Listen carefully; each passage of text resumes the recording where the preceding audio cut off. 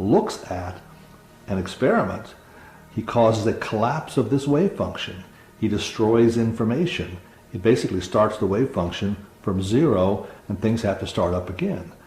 So an observer right now has a chaotic effect in trying to describe or explain what goes on when a person is in the loop. Currently, our physics right now is incomplete. We cannot deal with a consciousness affecting other physical objects in an experiment. We just don't know how to deal with it. So what you find is that most physics experiments keep observers out of the loop. They'll put a scientist outside the box. He gets to look in maybe at the end to see what the results were. But because his consciousness collapses the wave function, they don't let him in. It's like a bull in a china shop. He messes up their predictions, and they don't know how to deal with it. We live in a world today where there's a hierarchy of power. There are very powerful people, and there are people with virtually no power at all. What's very important from a biological understanding is every human being is equally powerful in their creative ability to shape the planet. And then you say, well, if everybody is equally powerful, then how did other people gain so much more power? And here's the joke.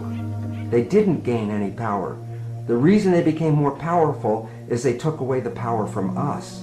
And that the evolution that we're experiencing right now is to recover that power, because when the entire population is possessing such power, there's more of a likely better resolution and harmony than a world today where only few people are exercising that power. And I really look forward to that evolution when we recover the power we've always had, which means going back and reprogramming our belief systems to own how powerful we are. Human intention can significantly influence the properties of materials and the nature of reality. As early as 1957, Professor Hans Eysenck, then chairman of the psychology department at the University of London, wrote a letter insinuating that there was a gigantic conspiracy involving some 30 major universities all over the world and hundreds of highly respected scientists to silence the truth about what we knew about the powers of human consciousness. After the United States Congress had access to the data from the Stanford Research Institute and from universities all over the country and all over the world, they were terrified of what would happen if we all developed the powers of our minds. It was clear that we could remote view. We could see into the future and into the past. We could find, missing airplanes and anything you can imagine with our minds. And they actually did a smear campaign with the media to discredit what they had discovered, because they didn't want us to know how powerful our minds really are.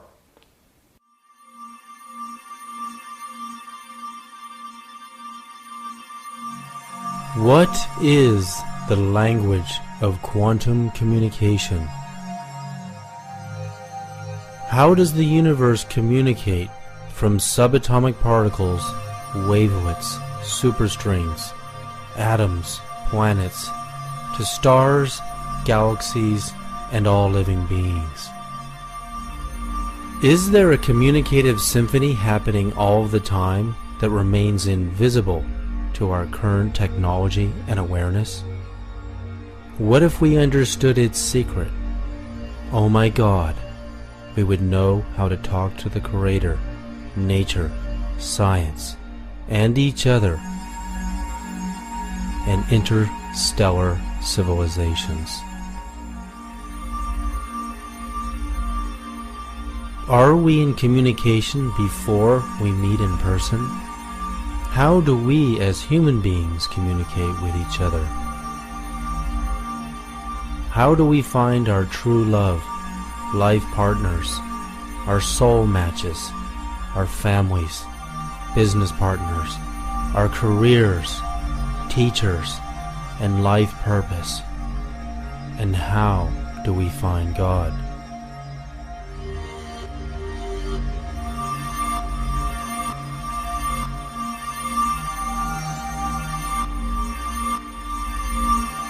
Hey, what's going on. I'm leaving you a message. I'm really starting to get worried that you haven't called me back. And I guess, you know, you're not leaving me much of a choice. I'm going to go ahead and tell you what I've been needing to tell you via voicemail, even though it makes me very uncomfortable to do that. Yeah, heart disease, the body is not a separate entity, all its different parts just acting alone. There's a mind-body interaction that has a lot to do with the development of disease in general. I just wanted to let you know that I can barely live without you. I was paralyzed a couple of days ago, and I don't know, you know, I've never really had the courage to tell you that you're the one for me and I can't live without you. You know, stress on the brain will cause output of energy into the body that affects all your organs. It seems that some people have the propensity to discharge brain stress into various parts of their body, and certain people channel their distress into usually one place. It's really ironic. Some people get back pain from stress, some people get chest pains from stress, some people get ulcers from stress, some people get back, upper neck and headaches from stress. This is all channeled energy and distress from the brain going to various parts of the body and manifesting as physical findings and signs from essentially brain stress being channeled elsewhere. Because the brain, I think, has only a certain capacity to hold on to nervous energy, then it has to discharge it into the body. So there's definite mind-body connection, energy, then it has to discharge it into the body. So there's definite mind-body connection. A lot of people channel their stress into their heart, and we know that stress and adrenaline that's produced by stress goes into the heart and can affect the heart in an adverse way that can create abnormal heart rhythms, spasm of the arteries of the heart, and clogging up of the arteries of the heart due to adrenaline causing platelets, which are the blood clotting material in the body, to coagulate. Adrenaline does all that, and in addition to spasm of the arteries. You see, the heart is an electrical organ. It produces by far the strongest source of bioelectricity in our body, up to 40 to 60 times stronger than the second most powerful source, which is the brain. This electrical energy travels through every single cell in our body and in a sense kind of binds the cells together. It's strong enough that it even can be detected outside the body, out into space, beyond the skin. It's not an aura that we're measuring when we do this, or anything like subtle energy. What it is very measurable electromagnetic energy, much like radio waves. And what we found is that the heart produces an electromagnetic field that surrounds our entire body in 360 degrees. And then it can be detected about 3 to 4 feet with magnetometers outside the body. Researchers at the Manager Clinic in Kansas say they've detected it 10 to 12 feet. So regardless of how far it goes, what's interesting is that we produce this electromagnetic field that can be detected, that can be measured with sensitive mainstream medical equipment. The human nervous system is an electrical energy system where positive and negative ions flow. We can even measure the surface electrical activity of the body at the fingertips using a simple voltage meter in the millivolt setting. Most human beings have far less than 1 volt total, regardless of where we measure along the body. The numbers oscillate due to the numerous electrical pulses in our nervous system. Testing hundreds of individuals, our study has shown that everyone has different voltages at different moments in their lives. Children tend to test around 1/4 of a volt, while adults can range anywhere between 0.5 and 30/100ths of a volt. If we are less than a 1.5 volt battery, how can we broadcast a powerful energy signature? And how can we hear a message that is meant for us? The greatest mind control experiment the government ever did on us is tell us that our minds are not powerful. In the year 2009, I conducted hundreds of voltmeter tests on the human nervous system from age groups from, literally children to teenagers to middle years into elderly years. I found that all human beings have different millivolt ranges in their nervous system. Our nervous system runs positive and negative ions throughout our body, through our hands and our feet and our chest. Our entire body is being energized by the central nervous system and the autonomic nervous system. People who have medical conditions such as severe depression or nervous system disorders such as MS have millivolt ranges that go between somewhere around 5 and maybe 9 millivolts. Now, to give you a comparison, the average person ranges between 50 or maybe even 30 and 100 millivolts. That's the average person in the average state of consciousness. A millivolt is 1/1000th of a volt. So our body is running between maybe 30 and 100 millivolts optimally. That's when we're really in our optimal range. If there was a way to raise the human body voltage, which is the electricity in our nervous system, to higher levels, that super athletes train to get their nervous systems up to 2 full volts per cell, which is 2000 millivolts, what will happen to our consciousness? Will it be easier for us to project our thoughts to cooperatively affect our reality? Will it be easier for us to apply a stronger signal to the law of attraction? Think of a radio. You're trying to listen to your favorite song on the radio and you can barely hear it because your radio doesn't have enough power. Well, your body is like a radio transmitter receiver. If you don't have enough energy in your system and you're trying to send thoughts out into the universe to cooperatively affect your reality, to attract your soulmate, to attract a business idea, to become more creative, and you don't have enough power in your nervous system, the chances of you manifesting your reality the way you want it to be are going to be much lower. So you need to increase your energy levels first, which you can do by meditation, and you can also do by using technologies like we're talking about here. Doing a simple experiment. When we get a weak signal on the radio and we place our hands on the antenna, the signal mysteriously improves.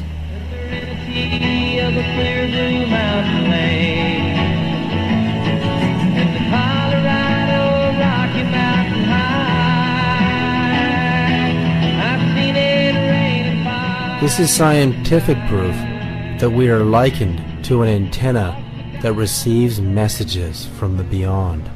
Our future soul match might be trying to broadcast us a message, but if we are not tuned, we will not hear what they are trying to tell us. You either need more power or a more finely tuned radio. Did the ancient stone builders know the secret healing powers of spiritual vibration stone technology? Did they know that stones and crystals could hold memory?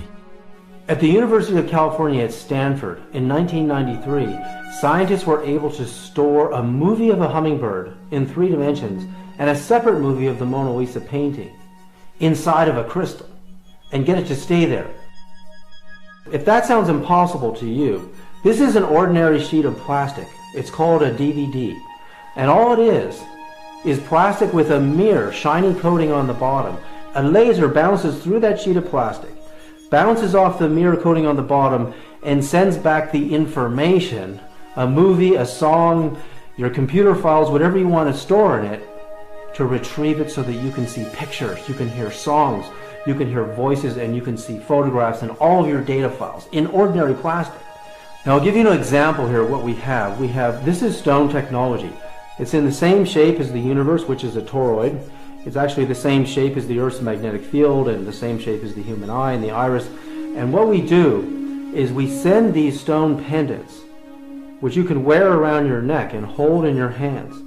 we send them into a series of 5 quantum energy generators, and we charge them with tachyon energy, which is faster than light energy. And the frequency vibrations of the tree of life and the frequency vibration of the NASA actual sound of the sun. So basically, like little miniature hard drives, we found a way to trap, just like a DVD does, traps a movie or a song. We can trap the healing vibrations of the universe in a stone. Then what we did is we tested people. Hundreds and hundreds of people were tested, wearing the pendant, holding it with the left and the right fingers, and we could clearly find within seconds the human body voltage would come to much higher levels. While these amazing stone pendants can raise your vibration, scientifically demonstrated, could this increased energy be applied to broadcasting our thoughts and true intentions, giving us a stronger signal? Super athletes and psychics and healers and telepaths have much higher body voltage than the average person. Dr. William Tiller conducted human voltage studies on human beings who were Qigong masters or healers, demonstrating extrasensory abilities. 50 to 100 millivolts is natural. If you put electrodes on the ear, which is a norm for the body in physiological tests, then you're talking about a few millivolts. But if you're working with a healer, as we did some experiments, copper wall experiments with Elmer Green and I did this back in the 70s, then the healer, you can measure body voltages on the walls, and we found that a healer could increase the body voltage on a wall, reflected, of course, from the body or received by transmission from the body, 25 volts, 50 volts, 100 volts, 250 volts. We have been able to get signatures of that size. And basically, I was very interested in that, and I created a theoretical model that what happens when a healer is projecting healing to someone, that at some place in the body there is a site where the action occurs to bring about this transmission of energy. And when I looked at Elmer's data, he had 5 pieces of experimental data. He had the voltage on the ear, and he had voltage on 4 walls. One in front, one behind, one above, one below. So 5 equations and 5 unknowns it should solve, and so I solved those equations, and I found that for this particular healer, the source, the primary source, was the Dantian point, just below the belly button. Is our bioconsciousness likened to a living computer system, having its own power supply, memory, feelings, and the ability to transmit information? Well, imagine that you yourself have been designed, evolved, to be the most positively brilliant quantum-level computer processor, solution generator, ever evolved, designed, devised on planet Earth. The huge problem is that over the course of us growing up, most of us have taken on a whole series of computer viruses. So imagine that within yourself you might have as many as 100 major viruses, which are clogging the ability of that computer to function at its most brilliant levels. And on the other hand, imagine if you could learn to clear that processor to the point where it would begin to totally hum, in tune with the quantum field, at such a level of openness and vibratory awareness that it would actually begin to function at the level that it was truly designed to function at. What we found is that the frequencies in that field, the electromagnetic energy and the frequencies that are in the radiation from the heart, actually change depending upon what we are feeling. our emotional state influences changes in that electromagnetic signature. For instance, if we're feeling a strong negative emotion like anger or frustration, it creates what researchers call an incoherent spectra in that electromagnetic field. Lots of different frequencies fighting for power. The pattern looks very jagged and irregular, kind of like you'd see if you were looking at a pattern of an earthquake. And we see that kind of electromagnetic signature again when people are feeling these negative emotions. The good news is that we see a completely different kind of feel when people are feeling positive emotions. You know, really heart-based emotions, emotions that have long been metaphorically associated with heart. For instance, if we're feeling real genuine appreciation or sincere care or real compassion, what we see in that field is what's called a harmonic spectra. The frequencies are now working together. They create what's called a harmonic sequence. They're not fighting for power, they're supporting one another. And all of these changes occur because of what we do as human beings. The emotional qualities that we are bringing to life affect that field. Now you take that a step further. The field surrounds us in 360 degrees. We're broadcasting that energy, first of all, to our own bodies, but we're also sending it out into space. So in a sense, we are communicating our emotions through an electromagnetic field produced by the heart. So there's a lot more research to be done on this because now we've moved beyond biology into physics. Now we're into electromagnetic fields. How do these fields affect one another? How do they affect each other? These are all interesting questions that we have ongoing research to come up with definitive answers for. And I think it's just the beginning. I think that what we're measuring is some of the densest energy produced by the heart, and that there's another subtle energy component of heart that's far more powerful, far more interesting, and that radiates far beyond just a few feet. And all that will be discovered in the next few years. Of all the energy centers of the body, the heart center produces the strongest signal. With heart disease being the world's #1 cause of death, and the heart center being the main broadcast power center of the body, we have to nurture and respect it as if our lives depend on it. If we intend to send out a signal to attract a response, and our central power source is damaged, we will be sending out a weak signal, and the question is, do the magnetic laws of attraction hear a weak signal? While we are living at one location on the earth, and the people we want to meet may be in another, how can we communicate with our future soul matches through the field? Well, the most important thing is doing soul work. Meaning putting your soul into the conscious field where your soulmate soul can find yours. And that doesn't have to do with outward things so much as it has to do with accessing your soul. And a lot of us, that can be confusing because we may think our emotions are our soul, but usually our emotions are tied into, past issues and psychological triggers. So that's not what I'm talking about. I'm talking about nurturing your soul in some way on a daily basis, or bringing it out, finding ways that will trigger it so that it expands outside of your aura and into the conscious field where you would have other souls. And that creates a line of communication or a signal so that the other soul, when they're in that field as well, will recognize you. And then ultimately you'll meet physically. But in order to meet your soul mate, we are talking about a spiritual soul bond. We're not talking about bonding on a personality level or a cultural, social, or religious level.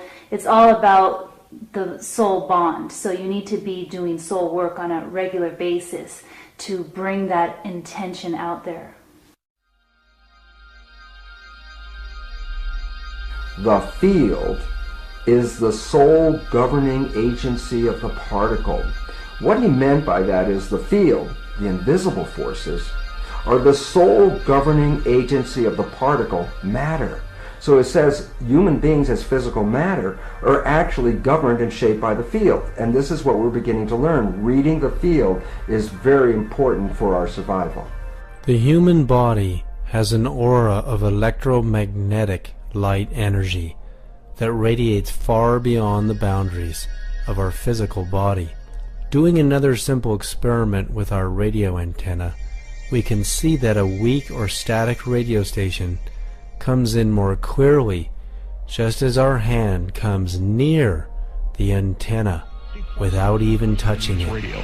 Arizona Senate Democrats pleased that President Barack Obama will be in Phoenix next week to speak about the economic stimulus plan. Minority Leader Jorge Garcia of Tucson says the emergency funds will hopefully offset spending cuts that the Republican-controlled legislature are imposing to balance the state budget. It would put a lot more money into Arizona's economy. This is simple scientific proof that our field is interacting with the field of the radio waves at a distance. Our consciousness transmits information into the field, but how powerful are our thoughts and feelings? It's important to clear your field so that you are creating a very intentional signal. By that, one of the things is not dating or having flings, not holding on to semi-relationships that have your foot in, one foot in and 1 foot out. You want to clear all of that because that will actually create confusion in the line of communication. It'll make it like static. And it will also bring people around you that can misguide you, or you may think that they're the ones, but it'll be confusing you because you're sending mixed messages. So they may be partially what you want, but they're not in fact your true soulmate because you're sending out mixed messages about what you want.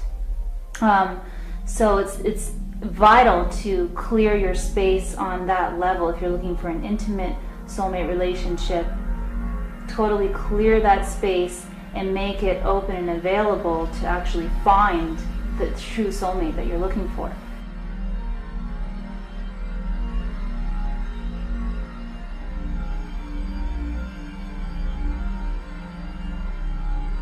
As all 7 of our body's energy centers send out living light waves of different frequencies and amplitudes, they are also sending out our personal information. This means our inner spiritual architecture represents a personal signature of our knowledge, experiences, desires, feelings, true intentions, and deepest thoughts. This signature will be met with a response, whether we are conscious of it or not.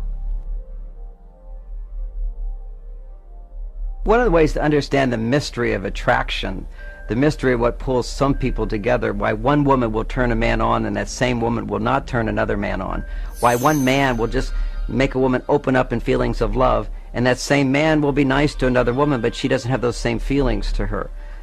There's a actual dynamic between the different energy centers in the body. If we look at the 7 basic energy centers, they're like circuits in the body. And we're not all, as individuals, we're not completely whole in that all those circuits are connecting all the time. For example, I just spend time with some people and suddenly I naturally feel smarter. I feel brighter. That's because their circuits are activating a part of my circuitry that makes the energy flow more completely. Often people go to a spiritual teacher and they'll put them on a pedestal because just in the presence of that person, they feel so spiritually more awakened. One of the higher centers starts to open.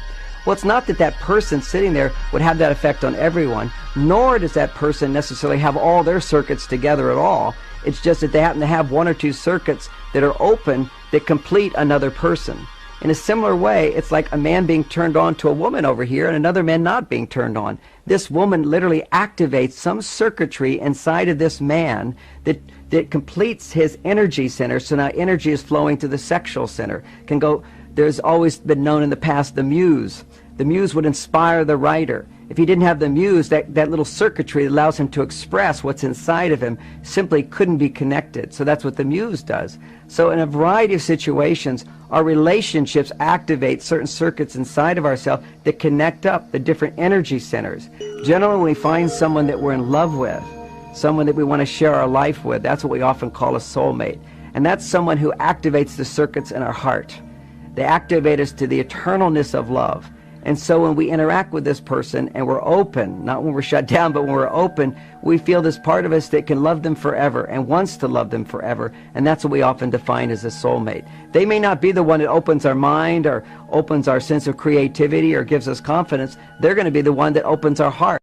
Mind or opens our sense of creativity or gives us confidence. They're going to be the one that opens our heart. It could be they can open 3 levels or 2 levels or all 7 levels. And that's the uniqueness of every relationship.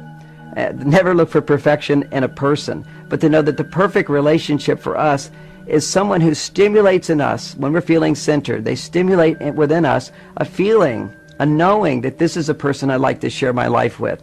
In their presence, I become a better person. The people we meet and the spiritual experiences we attract by coincidences may not actually be coincidences. They may be the results of our personal broadcasting.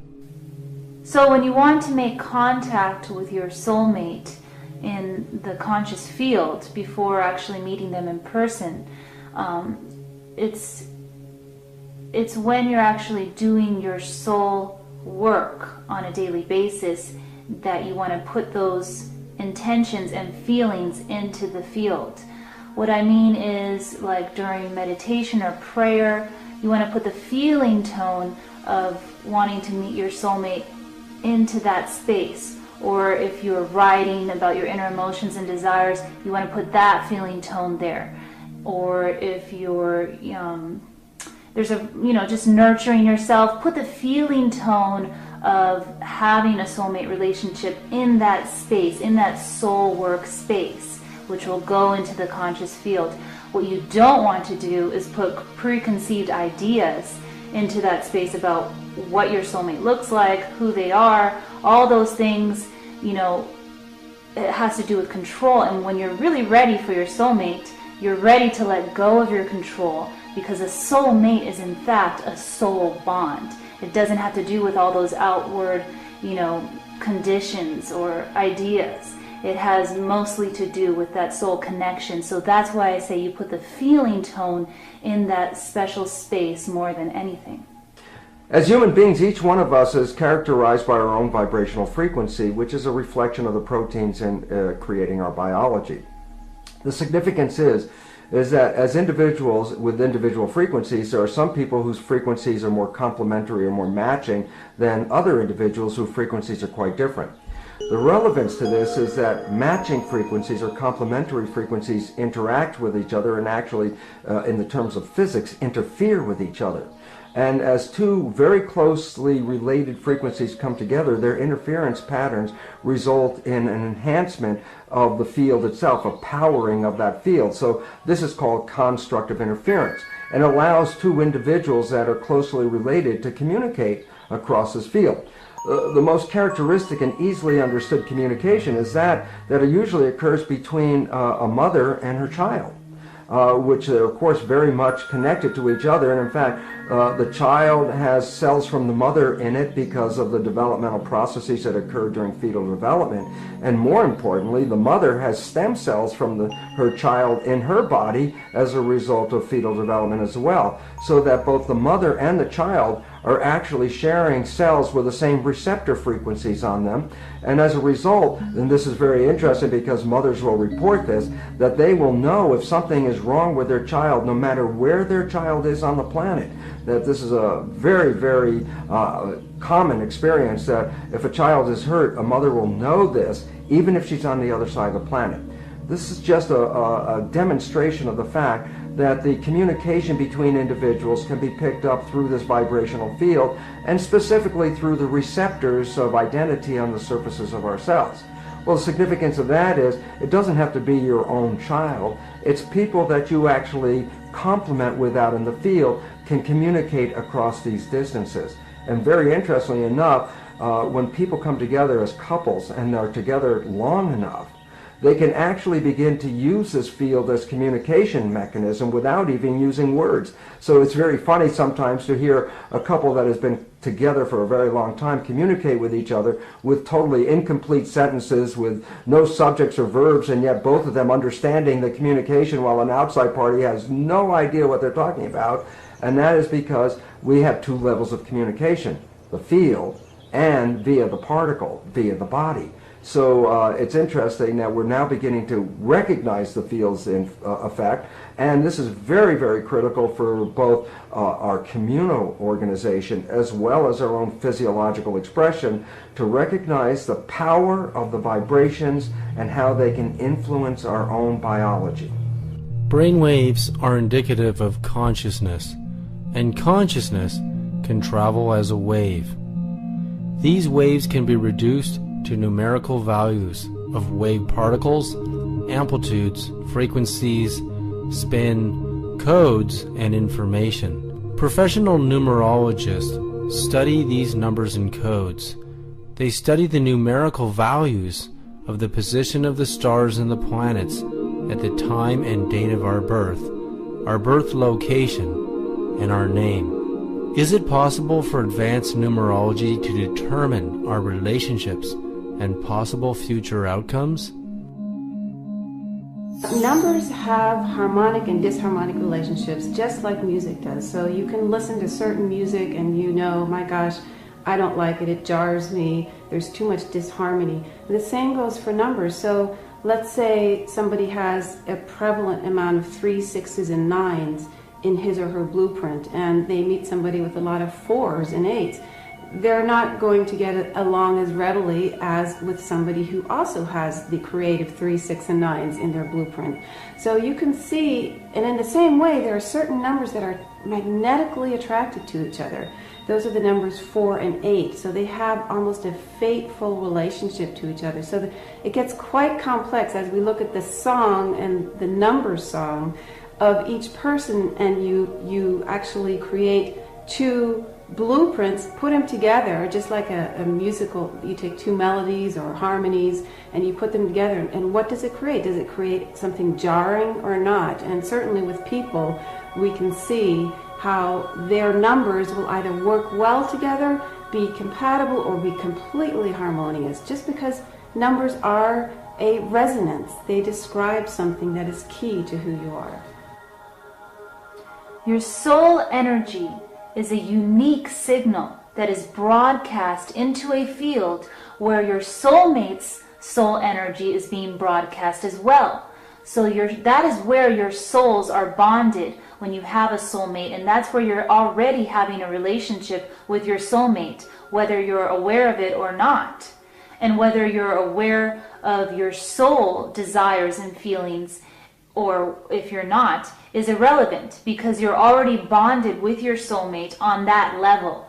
And the goal is to become aware of yourself on that level so that you can broadcast your soul into the conscious field where your soulmate can do the same, and that will trigger and speed up the process of finding your soulmate in a physical plane, so that you actually are meeting them and are able to have a relationship on a day-to-day basis. Our DNA represents our entire genetic blueprint. It is here that everything about us is represented by letters in the DNA matrix code language. Our destiny appears fixed because of this unshakable blueprint.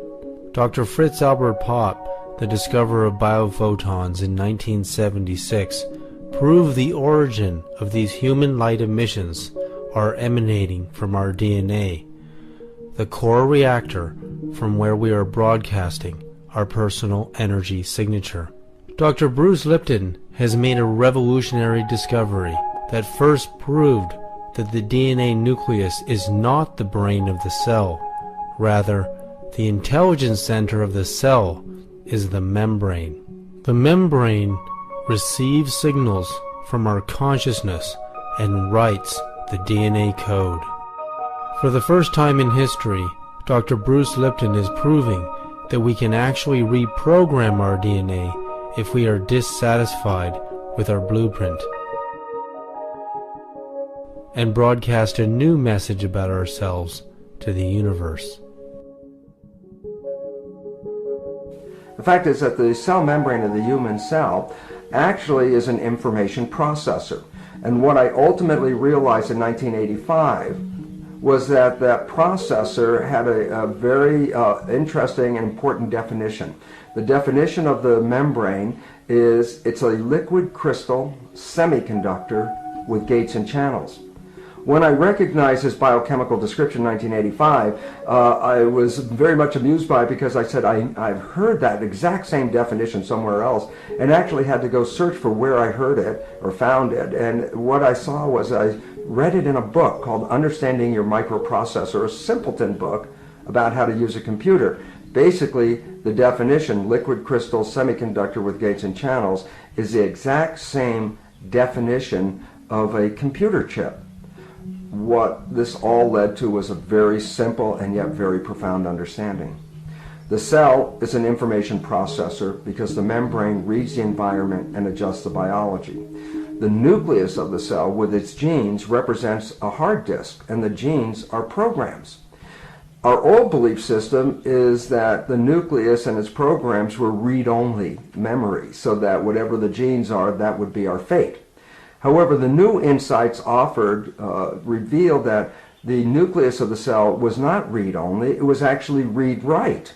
So basically, the cell was a programmable device. You'd put it into an environment, it would read the environment, and then adjust the expression of the genes to match the needs of that environment. So taking genetically identical cells and putting one set into a culture with certain environmental conditions caused the cell to program itself as a muscle cell, and a genetically identical cell put in yet another environment, reading the constituents of that environment would lead to a muscle cell, and a genetically identical cell put in yet another environment, reading the constituents of that environment would lead to the expression of a bone cell. So basically, the cells are programmable in response to environmental information.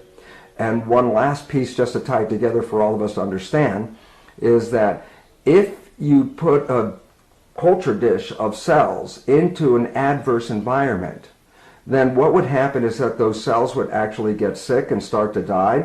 And if you take that very same culture dish and move it into a healthy environment, the same cells would immediately recover and start to proliferate, and the cultures will flourish. The relevance about all this is that we go back to the nature of a human being and recognize that containing 50 trillion cells, the human body is essentially a skin-covered petri dish. If you take your human petri dish body and put it into an adverse environment, it will cause the cells to get sick and to actually begin to die. And yet if you take that same skin-covered body and put it into a healthy environment, the cells will rapidly recover and begin to flourish again. So the important reality is that our state of health or disease is really a reflection of the environment that we live in and the environment that we perceive.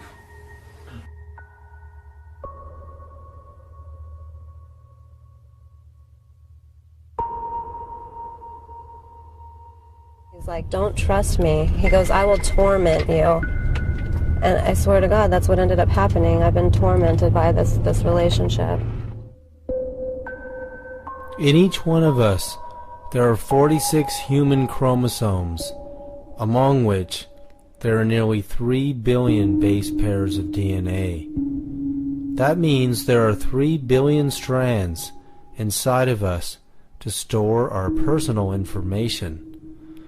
If we can rewrite our own hard drive by reorganizing our thoughts, feelings, and higher consciousness, we can reprogram our own personal blueprint to attain any goal we desire. As our personal energy signature broadcasts this new message, we will discover new people in our coincidence meetings. We will also gain new knowledge to apply towards our own enlightenment, relationships, careers, and life purpose. Scientific studies have shown the heart is not only the most powerful center in the body, it is the most intelligent, having the ability to receive precognition. If we can create a coherence with our minds and heart center, we can access our intuition more frequently. One of the interesting studies that was done here at the Institute of Heart Math with our chief researcher, Dr. Roland McCready, was a study on intuition, on the intuitive response. And in that study, they had test subjects that were placed in front of a computer. and they were wired up. They were looking at brain waves, they were looking at galvanic skin response, they were looking at readings from the heart rate variability analysis, and things like that. The test subject would push a button, and there would be a delay before the picture would appear on the screen of the computer. And the computer was randomly selecting the pictures. No one knew, no one could know what the computer was going to select. Some of the pictures were pleasant, and some were horrific. What we found was that in many cases, the body started responding to the upcoming picture, responding in the way it would normally to the upcoming picture, about 6 seconds prior to the picture actually showing up on the screen. 6 seconds prior, the body began to do what it would do if the picture was there. It was a very, very complicated study, a very detailed study, published in 2 parts in the Journal of Complementary and Alternative Medicine. The data analysis showed something very, very interesting. It showed that when that response began, that the first part of our physiology that was doing sort of the intuitive or pre-cognitive response was actually the heart. The heart was responding before the brain. It began to go through a deceleration process that would be compatible with the picture that was going to come up. About 1.5 seconds later, the brain began to do what it does in regards to that picture. But within the human system, at the physiological level, measuring that intuitive response to an upcoming event, it was the heart that responded first. And as I read the summary of that study, I found it fascinating, because what the summary basically said was that it appears as if an upcoming event is significant or emotional, that we have a tendency to be able to sense that or to respond to it before it actually occurs. And that our biology has the capacity and does in many ways scan for the future events. It's constantly scanning for future events, but that it's something we're not aware of. We don't know that it's there. We don't know that we do it. But the punchline was it would be very useful for us to develop that. And it has a lot of utility, a lot of practicality in how we navigate our lives. And so it's just one study beginning to decode, something that's remained sort of mystical or sort of vague, which is intuition. What is intuition? And I think certainly there's a lot more to go in that area, but this is one study that indicates that there is a response, that the body itself is actually scanning for future events, and that the first responder to that entire process is not the brain, but in fact it is the heart. We know that our whole biosystem begins to shift in terms of what we in sports psychology have been referring to as being in our zone.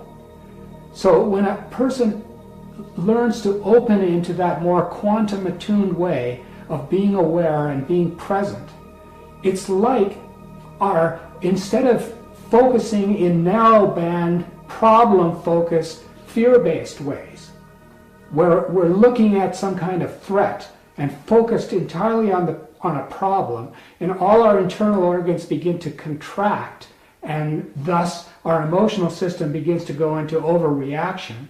When we're feeling and emoting, when we're being within that zone space, our internal organs begin to open up. They begin to relax. Our awareness field, instead of being narrowband focused, starts to broadband focus. And what studies have shown is that in that state, we actually begin to process way more bits of information per moment. And when we're in that state, we have the experience as though time is slowing down. Because we know from time and motion studies in movie projection that when we feed more frames of information per moment through a projector, it creates the illusion of time slowing down. So this is often what people experience when they're in that zone state of more quantum field, present attuned awareness. They start to feel like they can make much more effective decisions in a kind of ongoing, flow-like way. We've all had tastes of what it's like to be in this zone. Those are those magical times when you have a few hours, a few days sometimes, even sometimes a few weeks, where it seems like you just can't do anything wrong. Everything comes up roses. You're in the right place at the right time, the right information comes to you, you start to feel like you're being guided to make the right decisions. So this is part of what we're talking about in terms of becoming more quantum level attuned. In 1992, Professor Walter Schempp discovered how atoms communicate with each other over any distance through the field. He discovered in the atom, when electrons are in a higher frequency shell or orbit around the proton, the atom emits light waves carrying intelligent information, similar to the way when we are talking and communicating, our brain waves go into a higher frequency wave state. He found when the electron jumps to a lower frequency wavelength, the atom receives photons carrying intelligent information, as if they are listening. Just as when we are listening, we go into a lower frequency brainwave state. The timing of when electrons jump shells to higher or lower frequency orbits is completely random and cannot be quantified by any mathematical predictable formula, likened to random human behavior. There are several other behaviors in quantum mechanics that remind physicists of human random consciousness, as opposed to models demonstrating repeatable and reliable mathematical timing, such as the sun rising every day at the precise expected time, and the 9 planets' orbits around it. In the quantum universe, finding precise timing and repetition of events is very difficult in certain functions of the atom and its components. Niels Bohr and Heisenberg presented to Einstein at the 1927 Fifth Solvay Conference on Quantum Mechanics that the minds of the researchers were affecting the angular momentum of the electron spin around the proton. This was because different data came in when different researchers were conducting the experiments. The data was always random and could not be quantified in a repeatable and reliable mathematical formula. As far as the laws of mathematics refer to reality, they are not certain. And as far as they are certain, they do not refer to reality. Albert Einstein. In Richard Feynman's book, The Strange Theory of Light and Matter, he tried to quantify the behavior of the timing of which light particles, photons, emanating from a light source would reflect through several layers of glass and bounce back to detectors. Light particles do 3 things when they strike a glass target. 1, they either travel through the glass sheet, or 2, they react and scatter inside the glass sheet, or 3, they bounce back to give us a picture of the sheet of glass. Feynman shined his light source through several sheets of glass, allowing light particles to choose to bounce off of or react to the surface of various layers of glass. He wanted to see if there was a quantifiable formula for which photons would bounce back and which ones would travel through the glass or penetrate deeper and bounce off another sheet of glass, or scatter and react inside of a sheet of glass, or scatter and react inside of it, or deeper yet, travel through all the sheets of glass. Regardless of the color of light and various other parameters, there was no way to quantify the strange behavior of light and matter. The light particles, photons, always behaved randomly as to what they would choose to do, just as in human consciousness.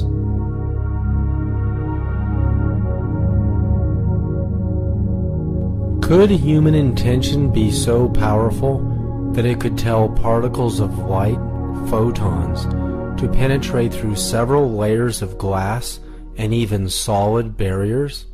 PhD psychologist Stanislav Ojak has demonstrated his power of intention over the film plane of a camera. His intention is so powerful, he found he can cause a photograph to appear while the lens cap on the camera is blocking the lens and the film plane from receiving light. He has done this hundreds of times. He has also been able to take pictures with film and cause invisible spiritual phenomena to appear. His film and photographs were analyzed by Kodak Film Laboratories to be authentic and not caused by double exposures or trick photography. Several abnormalities that began to occur in the photographs. People became transparent or they disappeared. Light aberrations, and then entities which appear to be human-like in some form, but not as we would say it was definitely humanoid. And these aberrations went on. So over a period of about 4 years, it's 74 to, it's longer than that. 74 to 1981, accumulated over 5,000 photographs with a 22% anomalous factor in regards to that. As Stanislav O. Jack took mystical photographs of the 1972 Seals and Crofts concert, a large luminous face appears overlooking the band on stage with Cher.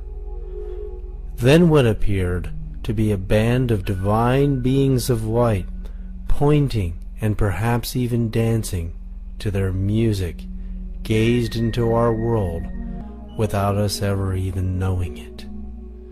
Could beings of light and even angels have listened to the spiritual music of Seals, Croft, and Cher? Could such beings have even inspired their music to be born? He took pictures with the lens cap on the camera, so that the radiations that eventually were registered on the film went right through the lens cap, and the lens cap will block electromagnetic radiations. So it definitely was different radiations than electromagnetism, and that's why I've called these things subtle energies. Doesn't mean they're weak, it means they're subtle in the sense that they're very different from the energies associated with the four fundamental forces that we know from orthodox science. Dr. Claude Swanson's synchronized universe model may help explain how we can see into the invisible dimensions of the universe and explain visions and apparitions, and how we can interact with those dimensions, but more importantly, to prove that they are part of our reality. I developed what I call the synchronized universe model as a way of trying to expand current physics to account for a lot of these psychic phenomena, paranormal phenomena. Besides the types of things we've been talking about, which involve communication psychically and affecting things at a distance, you also have other abilities that the yogis have demonstrated, that certain adepts in China, the Qigong masters, have demonstrated, things like walking through walls, levitation, teleportation, things that in the West we laugh at and we call them science fiction, and yet there are people who have demonstrated reliable abilities to produce these effects. So our science needs to be able to account for how this is possible, and the synchronized universe model says basically that matter is not what we thought it was. They're not like little billiard balls or even little quantum points moving around, that when we say there's a particle at some place, a piece of solid matter, what that really involves is an energy exchange between that charge or that particle and all the other particles in the universe. That things are moving very rapidly on a very small scale. This is a scale smaller than the size of the electron, down to more like the Planck scale, which is the basic smallest scale that physics tries to describe. At that scale, there's a synchronization that has to happen, that particles only see each other when their velocities are lined up with each other. In other words, at a very small scale, all the particles are moving very rapidly at the speed of light. So in this system, at a very small scale, and this is part of special relativity, part of our current physics, at very high speeds, a particle only can kind of look in the direction that it's traveling. So if it emits a photon, it has to be in the direction that it's traveling at that instant. Off in the distance would be some other particle. If they're going to interact mutually back and forth, that particle also has to have a velocity lined up with the first one. So the primary interactions at this very small scale would involve particles with velocities that are aligned at that moment of interaction. A moment later, their velocities have changed because they received an impulse from one another. And what this leads to is the only stable solution of this system is when the particles end up being synchronized with each other. The ones that interact consistently on the average over time are the ones that take on little orbits at very small scale, down to Planck level, which are synchronized. You could have many, many other systems of particles that have some other synchronization, either a different frequency of oscillation or a different phase, so they're in some other part of their orbit, so they're looking in a different direction. Those particles would not, on the average, see the first set of particles. So they would be invisible to us, or we might see them occasionally as quantum noise, and that may well be the origin of quantum noise. So you end up with a system which you can think of like a stack of sheets of paper, and one sheet of paper is like our physical universe. The particles on that sheet of paper are the ones that are synchronized with each other. We call that physical reality. That's what our current physics tries to explain. That's where our laws are applicable. But you can have many, many other sheets of paper with these other parallel systems that are synchronized a little bit differently. Now, what raising the gauge and paranormal phenomena and torsion and these other forces that I've been talking about, what they do is they shift our little sheet of paper. So now we start to move down and dip down and interact with other parallel systems. And that's what happens, is when you can start now to, instead of being limited to a four-dimensional reality, your dimensionality now can be 5, 6, or 7 dimensions as you interact with other parallel systems. When that happens, strange things become possible that were not possible before. According to the synchronized universe model, when our own frequency synchronizes with a parallel universe or dimension, it allows us to perceive it in the form of a vision, powers of levitation, miracles, knowledge, enlightenment, and even healing. Our bodies are made of atoms and subatomic particles. 99.9% of our body weight is comprised of protons and neutrons, which are then made of hexagons of 6 quarks, each made of dual pairs. Among the quarks are the mysterious strange and anti-strange quark. They are called strange because they have the ability to randomly just disappear from the core of the atom and then strangely reappear. There is no mathematical model to quantify the timing of when and why they will do this. Is there a connection to the behavior of the strange quark and human consciousness? Knowing that we are also made of a significant percentage of strange quarks, that portion of us is dematerializing and rematerializing at random all of the time. No one has been able to determine where the strange quarks travel to, other than the fact that they disappear into other dimensions and reappear. Do they travel to other dimensions to gain information or to communicate at a distance? This behavior demonstrates that part of our consciousness does travel into other dimensions. Can this help explain communication at a distance and mental telepathy? In the 1970s, President Carter, the CIA, and the Air Force used 2 psychics trained in remote viewing to locate a lost Russian Tu-22 bomber, which no other forces could find. The remote viewers gave blind latitude-longitude coordinates that led Air Force officials to point their satellite cameras deep into the jungles of Africa, precisely where the Russian Tu-22 had crashed. The significance of the case where Carter talks about how remote viewers were used to find the missing bomber that had gone down in the jungle shows that remote viewing can be very accurate and can be useful. Now his comments about the case were a little bit of an oversimplification. There was more than one remote viewer. Actually, viewing can be very accurate and can be useful. Now his comments about the case were a little bit of an oversimplification. There was more than one remote viewer actually involved. They do it several times to check one another. But the fact is that remote viewing, number one, can be very accurate, And number two, was really used for important cases over an extended period of time. And even though they claim that it's finished and there's no more remote viewing going on, that's what they said before they admitted that this program was there too. So you can make your own conclusions about that. The point is that consciousness really can be used to give us information that might otherwise be unobtainable. Later, in 1979, Congressman Charles Rose, then chairman of the House Subcommittee on Intelligence Evaluation, reviewed the U.S. government's secret psychic spy program. He then warned that if the Russians had this ability and we didn't pursue it further, we would be in serious trouble. Well, there's certainly plenty of evidence that the out-of-body programs were going on, the remote viewing programs were going on.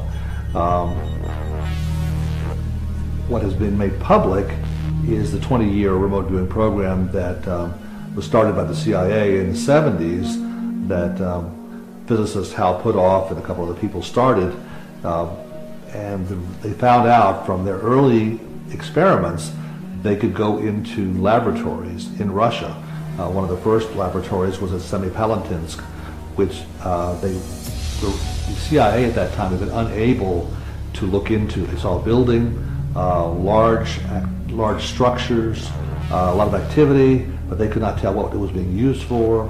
And so one of the first successes that started the program was when a man named Pat Price remote viewed the inside of the facility. He saw overhead cranes. He saw overhead cranes moving along overhead outside of the building that had railroad tracks on each side of the building. He saw these huge steel spheres that were being cut with special types of welding techniques. They were foot-thick steel sections of spheres. We have no way of, at that time, of welding such large structures, but they developed a technique to do so. And by using his remote viewing ability, he figured out that these were going to become large underground spheres to capture the energy from explosions and then use that energy to make a beam weapon. This was part of the Russian beam weapon program. And of course, in the 80s, Ronald Reagan started the Star Wars program in an effort to counteract some of this technology. But the first inkling we had that the Russians were involved in this was Pat Price's remote viewing back in 1974 or 75. While the United States nuclear weapons program, peak in evolution, was a 15-megaton nuclear bomb, the Russians were far superior, testing a 50-megaton hydrogen bomb on October 30th, 1961. Was Russian psychic espionage into the United States secret weapons program instrumental in allowing them to gain the advantage? Today, with the Cold War at its end, Russian psychic research is used for mostly peaceful means. Konstantin Korotkov is a professor of physics at St. Petersburg Tech University in Russia. He is the inventor of the world's first camera that can see deep into the human aura's energy field and information band. It is called the GDV. The computer software reads the data the GDV provides on an individual's auric field. It can see breaks in the energy field, early signs of damage to organs, and changes in the field due to higher states of consciousness, the amplitude of energy coming out of all 7 energy centers, how well the 7 energy centers communicate with each other, and even mental telepathy and healing. So it was really a very interesting time because we were able to organize a research laboratory, a research center outside of the city in some remote place. We took a house. In this house we put all possible equipment that we were able to think of by that time, and we've been selecting and inviting people who was really talented clairvoyants and talented psychic people, and then we trained them how to operate with each other, how to deal with telepathic communications, and we've been measuring all this process. So it was many sessions like this, several years. It was very interesting results, and everything we published secret reports on this, of course. It never been published in any journal, but we have proven that telepathic communication with people is really possible. And it was done on very precise scientific basis. But our approach was different from approach of Russell Targ or some other researchers in the world. First step was to select specific people, to find out people who can do something and who communicate with each other. And I am absolutely sure that really effective communication comes between people who are really attuned to each other, who have this very, very special entanglement to each other. It may be men, women, it may be men, it may be women, it doesn't matter. It's not a gender difference. It is a topic of, I would say, spiritual interconnections. And if they have it, then they may be trained how to interact with each other. So from our point of view, when we've done these experiments, and we are doing these experiments up till now, it is very important to select people, to train them and attune to each other. Then it may be effective communication. Do we receive messages from others without even knowing it? This was a study to show is it possible to send and quantify, measure energy of healing, loving energy, sending. So if we send loving energy to another being who is not directly in front of you, but in another space, will they receive it? And if they receive it, how does it show? Wow. That was the purpose, and this was done with a team of researchers in Slovenia. So here we see that you've got the person who is sending energy. This is the right side, is sending of energy, and on this side is the receiving of energy. So from the right side, when you talk about, because the emotional heart is on the right, it is sending, so there is a little burst, and of course these bursts are captured. And it's separate from the body. It's leaving, this burst is leaving the body. Indeed. Oh, that's amazing. And the receiver is receiving it. And look at the shape of that too. How far away are they physically from each other during the experiment? 2 buildings. 2 buildings? 2 buildings. So this burst of energy traveled 2 buildings and went to this person who was the receiver. And this is documented scientifically as biophoton emissions. Yes, yes. If we attempt to send someone we are tuned into a message with our mind, will they hear it? Will they receive it? Protocol where we have instruments on both people, both sender and receiver, and they physically situated in different places, and it may be in different places in Moscow and St. Petersburg, or Moscow to St. Petersburg, or Himalaya to Moscow, Nepal to Moscow, Venezuela to Moscow. So we did a lot of experiments of this kind. In any situation we have time that is related to astronomical time, and it's all now possible by GPS to correlate all this. And we were able, and we are measuring moment of sending emotion, because we are sending not images, not some pictures, not letters, but we are sending emotions. And the aim to detect those emotions on the other end. So we are measuring sending and response from biophysical measurements. This is electroencephalography, electrophotonics, and balancing platform.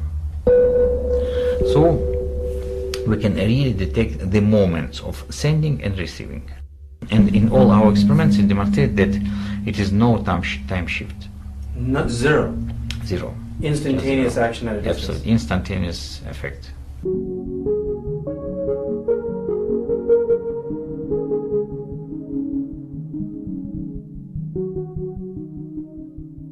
As new science builds a strong case for mental telepathy that is faster than the speed of light, how will this instantaneous communication at a distance change our views and knowledge about how powerful each and every one of us really is? That after all our experiments on telepathy, it became clear that in principle you can contact any person in the world if you can attune yourself to this particular person. And of course it needs some training, it needs some imagination, you should be trained how to do this, but in principle it's not very difficult. And I be trained how to do this, but in principle it's not very difficult. And I don't like, for example, to make telephone calls. For me it's boring to press buttons, then it's busy line, then it's again busy. So when I need to contact someone, I just contact this person in mindset, and they ask person to call me, and it works very well. So it's people usually call and contact somehow, and it works really brilliant. Could a telepathic message be sent from the moon back to Earth? In 1971, Apollo 14 astronaut Edgar Mitchell believed the powers of the human aura and mental telepathy were so profound he conducted an experiment while he was on his way back to Earth from the moon. Astronaut Edgar Mitchell, one of our team of 2 astronauts who were the last group, I think, to walk on the moon. This was the 3rd group to walk on the moon. On his way back, decided to do a psychic communication experiment. He didn't tell his superiors about it, but he'd arranged with several psychics on the ground back here on Earth to try to send them psychic messages about cards. There's a set of cards called the Zener cards, which have patterns on them, and during several intervals on the way back from the moon, he was 200,000 miles or more from the Earth at some of those times, he would send these signals back to psychics on the Earth. When he got back, he compared what he was sending with what they'd picked up, and the answers that they had received were accurate enough, they were well above chance, and they were showing that ESP was working even over those large distances. So at our present time, it appears as though that we don't know of any limits in terms of distance or time for psychic communication. Subtle energies all go faster than light. Now, when I'll ask you to visualize a reaction equation, as if you've got a blackboard in front of you, and I'll write mass with arrows back and forth to energy. That is basically what we've done for the last 400 years in orthodox science. And the connection link is Einstein's E equals mc squared. Well, now we want to expand traditional science to include human consciousness. Our experiments show that works now in this world we live in. But we don't all agree what consciousness is. So let's not ask what consciousness is, let's ask what consciousness does. Astronaut Edgar Mitchell found that consciousness has a better quality signal in space. Scientific studies seem to confirm that consciousness travels instantaneously over any distance. At least it appears that way over the known Earth to Sun maximum distances measured thus far. Dr. William Tiller calculates that due to the fact that consciousness cannot be blocked by any barrier, including lead and mountains of rock, which are capable of blocking the highest frequency gamma rays. Consciousness must be of a higher frequency than the gamma ray spectrum to allow it to penetrate these barriers.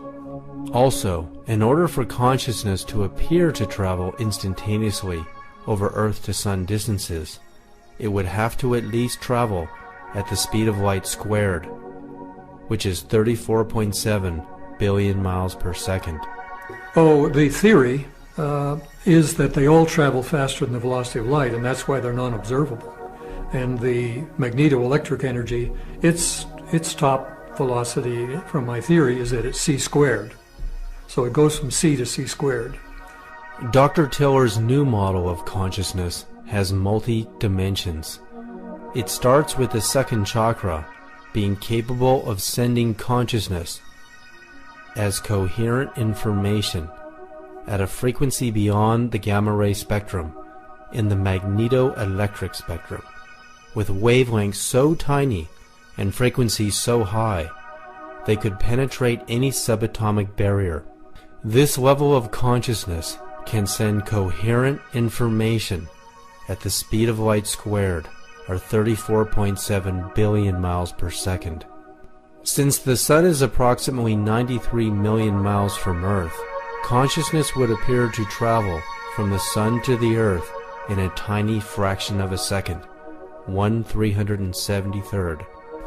Whereas if you go to the next level, the emotion domain level, it's sort of c squared to c cubed. Dr. Tiller's second level of consciousness, emanating from the heart center, allows coherent information to travel at the speed of light cubed, or 64.64 quadrillion miles per second. This is a level of cosmic proportions.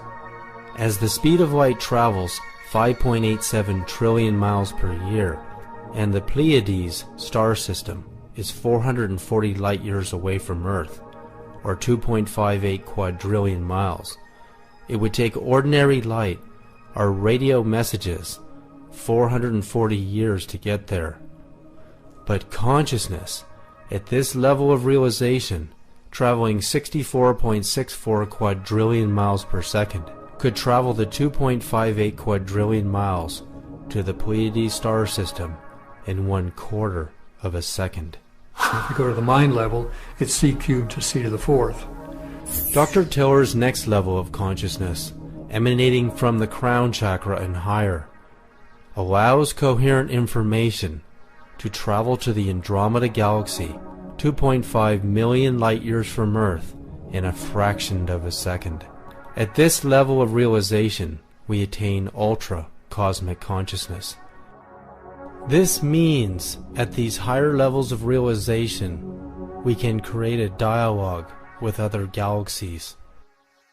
The answer to how we can attain coherency, total perfect harmonic consciousness in each of our energy centers, is inside of our biology. Very interesting fact in biology is that no two human beings are the same. And I can say that from a biological expression in regard to a simple observation. If you take cells or organs out of your body and put them into anybody else's body, those cells and organs will be rejected by that individual because their immune system will recognize it as not self. So basically it says each one of us has a self. And what was very interesting in understanding the nature of the cell's nervous system, the relationship of the membrane to the cell, was that on the surface of our cells are groups of antennas or receptors. A group of them are specifically studied by medicine are referred to as self-receptors. And to me that's a very profound title for these particular receptors, self-receptors, receivers of self. So why this is relevant is that these receptors that receive an identity are on the outer surface of the cell. The relevance to that is that whatever the self signal is, it is out in the environment and picked up by these receptors. Significance to my perception in this is that our identities are not within our biology. Our identities are part of a field, and that our biology downloads this information from the field. So the significance is that when we talk about our personal identity, we can talk about that identity isolated and localized with our physical body. But we could also talk about the same information or identity that is present in the field. So, for example, Cleve Baxter did some wonderful experiments where he took cells from an individual, put them in a culture dish, and separated those cells from that individual by a distance of 40 or more miles. And what he had was an experiment where he put electrical devices to read the electrical activity of the cells in the culture dish. At the same time, he was reading the electrical activity, for example, the EEG activity of the donor of those cells who was 40 miles away. What he recognized is that if the individual had an emotional experience at that moment, the individual cells would also have an identical kind of activity occur instantaneously at the same time, even though they were 40 miles away. The relevance about this is really very supportive of the fact that the identity is not localized within the body. The identity is part of the field and spread all over the surface of the planet. Significance is this, is that then two people have two physical bodies and they can interact, but they also have two environmental identifications, meaning some kind of energy in the field that is unique to them. Since the field is all entangled and integrated with each other all over the world, that means people are never really separated from each other by physical distances in regard to their personal identity, even though their bodies may be separated. So basically, the nature of people communicating with each other is to recognize that individual identities as vibrational frequencies in a field can interact with each other, especially if there's something called harmonic resonance, meaning the two frequencies share wavelengths together so that when they come together, they vibrate together. And this is how people can actually feel other people that are closely related to them, because they can pick up the vibration of the other individual in that there's a complementarity between them and the person they're communicating with. So the significance is we have an opportunity to interact on a non-physical plane through the identity that is in the field.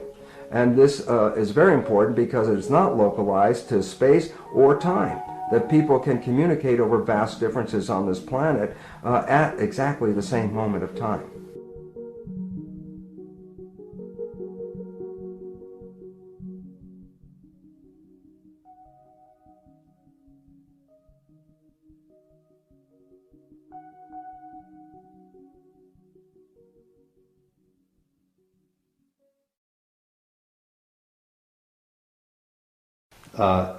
In our current science, there are four basic forces: electromagnetism, gravity, and the strong and the weak forces which occur in the nucleus, and they hold the nucleus of atoms together. And in our physics research, we've been learning how to unify these forces to some extent, and there's now a standard model that has a way of putting together three of them to some extent. But in current physics, there's an attitude that this pretty much explains everything you need to know in the universe. Unfortunately, that idea is based on the fact that our knowledge of physics comes from high-energy particle experiments.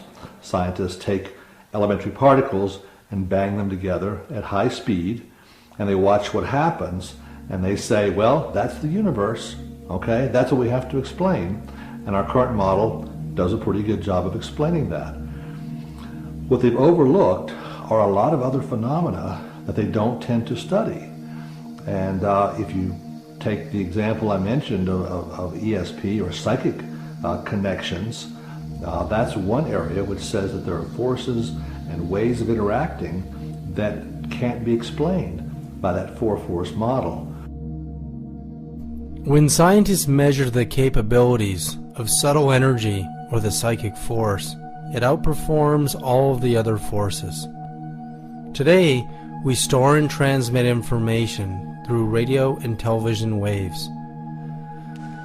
This kind of information is likened to human consciousness, but it doesn't possess all of its qualities. Consciousness is still unique and more powerful. Radio waves and microwaves are used to broadcast voices and television pictures at the speed of light. The problem is these electromagnetic signals get weaker over distance and can distort or collapse when trying to move through solid barriers such as walls, metal, or even mountains. After conducting hundreds of tests, scientists have discovered that subtle energy, the psychic force, is capable of penetrating any dimension, barrier, or distance with no loss in signal quality, even through vast distances in space. The Princeton Pear Lab experiments have also shown that people's minds have the ability to affect things at a distance. They take a device called a random event generator, which makes a sequence of random ones and zeros or yeses and nos based on a quantum circuit. What they have shown is that the mind can affect how that object behaves, what the stream of ones and zeros looks like. And it does not depend how far away you are from the person influencing the experiment. Even thousands of miles away, a person is able to affect the results just as well. So we have an ability to exert a force on distant objects that does not fall into any of the known category of forces. This new force goes through barriers that would normally stop the known forces. It even acts backwards in time in certain types of experiments. This new force, the Russians have called torsion. It's known by a variety of different names. It may be the same thing as what the Chinese call qi, the essence of Chinese medicine. It appears to affect space and time, and by doing so, it affects all the other forces, and it really calls for a new re-examination of physics. Bill Tiller has called this raising the gauge. Dr. William Tiller has conducted hundreds of tests proving that human consciousness or intention can affect the pH value of water over any distance and through any barrier or dimension. Well, let's start with the unstated assumption that's been existing in science for 400 years, since the days of Descartes, and that is that no human qualities of consciousness, intention, emotion, mind, or spirit can significantly influence a well-designed target experiment in physical reality. And so in '97, I set out to seriously test that assumption, having received some important funding from a private source. And so the idea was to design 4 target experiments, set them up with all the kinds of controls you would have in any normal orthodox science experiment, and to then introduce consciousness into the experimental medium. The 4 experiments were the intention was to increase the pH of water by 1 full pH unit with no chemical additions. And the water was in equilibrium with air. The second target experiment was to decrease the pH of the same water by 1 pH unit with no chemical additions, and again in equilibrium with air. And in both cases, the accuracy of the measurement instruments were plus or minus 0.01 pH units. So we were asking for a signature which was the order of 100 times the noise. First, Dr. Tiller did experiments applying direct human intention to water and got positive results.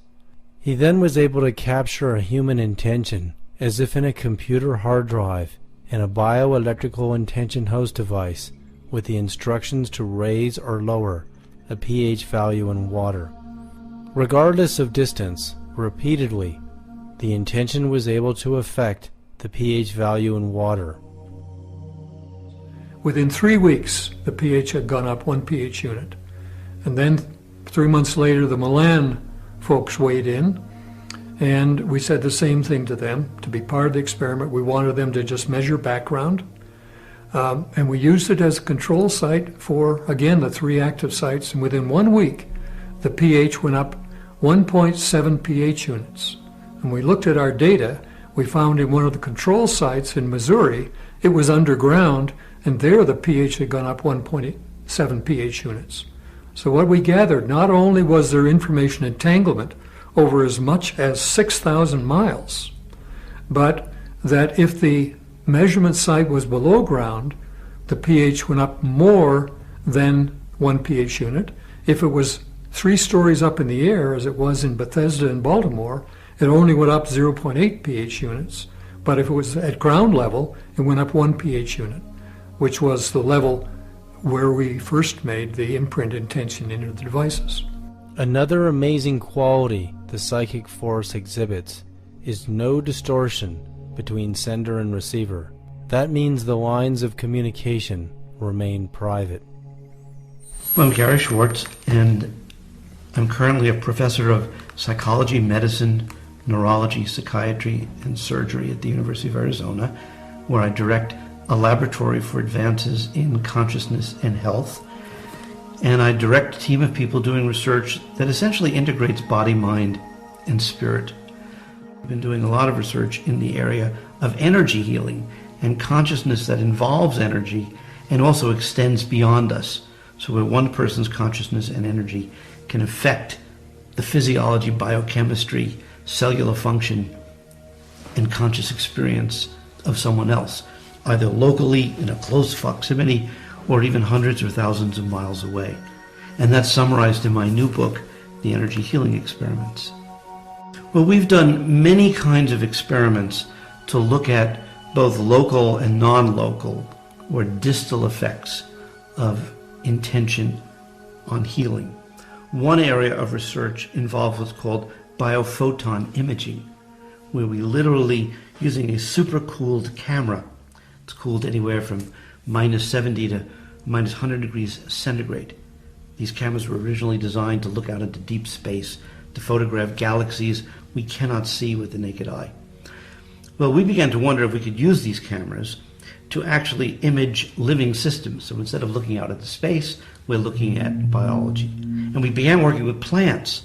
And one of the many reasons for working with plants, besides they're fundamental to life and they relate to light, and we are very much part of connect with the plant community. But plants are also very easy to work with because they can sit in the dark for long periods of time. They sit still. And so therefore you can get very good images of the light that the plants emit. And what we found is that not only can we measure the light that's coming out of the plants, which you cannot see with the naked eye, but we can measure auras that are actually surrounding the plants. So you can see the light that's going on around the plants. Then we can actually see how the plants interact with light. So for example, if you have 2 geranium leaves, one next to the other, and you take a long exposure, you can actually see the extension of the light, and it's like lightning grabbing one another and caressing one another. You actually see the light beams connecting the two, which again has never before been seen. Now you can take healers, and healers can, for example, send healing intentions to a leaf, or they can be specifically asked to say, can you enable the leaf to glow more? And we could actually show that people who are trained as healers can actually, without touching the leaves, with their intention, send an intention for the leaves to spontaneously glow more. And then we can place them in this completely dark chamber where these images are obtained, and lo and behold discover that the leaves are glowing. Now you take that one step further and you could say, well, what about people from a distance? Could people do this 10 miles away? Could they do this 100 miles away, or even 1,000 miles away? And with Lynn McTaggart, who wrote the book The Field and has written a new book called The Intention Experiment, we've been doing long-distance experiments where, for example, a group of 400 people in England will, together as a group for 10 minutes, send an intention to a leaf in Tucson in my laboratory to glow. And we'll have 2 leaves. We'll call them leaf A and B. Each leaf has been injured. It's been, little holes have been placed in it, 16 of them in a 4x4 grid, because when you injure a leaf, it actually glows more, because when there's injury, there's actually the healing response involves energy. And then what we do is we have 2 video cameras, cam recorders, picking up the images of each of the leaves and then sending by the internet to England. Now, someone in the audience flips a coin and it comes out randomly heads or tails, and let's say they pick leaf B. At this point, the image from Tucson being sent to London of leaf B is now on the screen. And now 400 people can simultaneously send glowing intentions to the leaf that they see. Meanwhile, my research assistant in Tucson, Mark, he's blind to which leaf has been selected. Okay? After the 10 minutes, Mark is then asked to take the leaves and put them into the biophoton imaging system so we can collect these long exposure images of the leaves. And then they're blindly scored before we break the code to find out what happens. And much to my absolute amazement, sure enough, if leaf B was selected from a distant group and they could actually see the leaf, they're able to affect the glowing of that leaf compared to a match control. German physicist Fritz Albert Popp proved the existence of biophotons, that all living organisms, including humans, had auras that transmitted and received intelligent signals. He also found that plants communicate at a distance with one another by their transmissions and receptions of biophotons. This digital photograph of a giant palm tree shows something extraordinary that appeared invisible to the naked eye. A 2 to 3 foot wide orb of plasma light. It even has a green plasma membrane, kind of like a giant cell. Are plants in communication with invisible beings of light? Could we be in communication kind of like a giant cell? Are plants in communication with invisible beings of light? Could we be in communication through Einstein's action at a distance with our future soul matches as friends, loves, husbands, wives, teachers, business partners, and spiritual mentors before we meet in person for the first time? Could this communication be happening based on our current thoughts, feelings, patterns, and our personal energy signature? Creating a dialogue with your soulmate before you meet them is very important, because a lot of us may feel that maybe our soulmate isn't really out there, and so, in the back of your mind you hope for it, but it's not active in your day-to-day life. And it's important to put those messages out that that is what you're looking for. You're not going to settle for anything else when you clear your space and you're totally open to receive your soulmate, and when you do your soul work on a daily basis and you put the feeling tone of finding your soulmate in that space. All of those things are essential to communicating with your soulmate before you actually meet them. You have to believe that your soulmate can hear you, because if you don't believe it and you're just saying, oh, I'm going to put out this message, if you're actually there or not, I don't know, but I'll just say that I'm ready and you'll hear me. It doesn't work that way. You have to truly believe that they can hear you and send a clear message to them in order for the line of communication to meet them instantly, because that is not only a leap of faith, but it also creates a clear signal so that nothing, no doubts, no resistance are interfering with that signal. If you have a doubt and interference through that, not being sure, then it won't be an instant message. It'll be, it'll come to a stop sign at some point.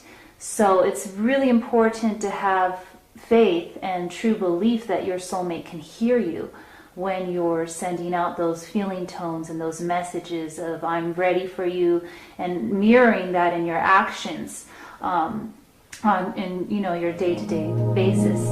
Dr. Bruce Lipton has made a remarkable discovery by observing how biological cells can be in communication with one another at a distance. There's an interesting understanding in biology about how one can separate proteins in a mixture which contains thousands of different proteins. And basically how it works is you take a drop of this mixture of thousands of different proteins, you put it on a surface of a gel. And what you do is run an electric current through this gel surface. And what happens is, because each protein has its own unique vibrational frequency and mass to it, each protein responds to the field with its own unique characteristics. So as a result of putting the proteins in a field, it causes the proteins to move in that field. Some proteins move faster than other proteins, so the net result is that the proteins actually begin to sort themselves out on a petri dish. And ultimately, if you continue doing this, you can identify individual clusters of proteins that share common characteristics because they will move at the same rate of speed on this gel. We apply this to an understanding of humans as protein mechanisms. Each one of us has our own unique identifying frequency to it. Each one of us on the surface of the earth is like a protein on the gel. Interestingly enough, the field forces around us, the invisible forces, influence our movement on the surface. So during our lives, we move across the surface of the planet from one place to another, and ultimately, if we share vibrational frequencies with other people, it's inevitable that at some point we will ultimately cross paths, just as proteins do in what is called chromatography or gel electrophoresis. So basically, it's a very interesting understanding that we will ultimately meet up, if we continue our movements, with people that share our vibrational frequencies. And there are very exciting opportunities when we do, because at that moment, when you start to encounter the person that has a complementary frequency to you, the harmonic resonance actually empowers your own vibration. We call it good vibes. And in that regard, you can actually identify people that are in some way related to you and your harmonics, because if their vibration is similar to you, the two of them coming together is called constructive interference, which empowers each of the individuals, and that empowerment is physically felt as much more energy in your body. And we refer to this as I mentioned, as good vibes, so that we actually have a sensory system and awareness of when people that are very similar to us or supportive or complementary to us come into our field.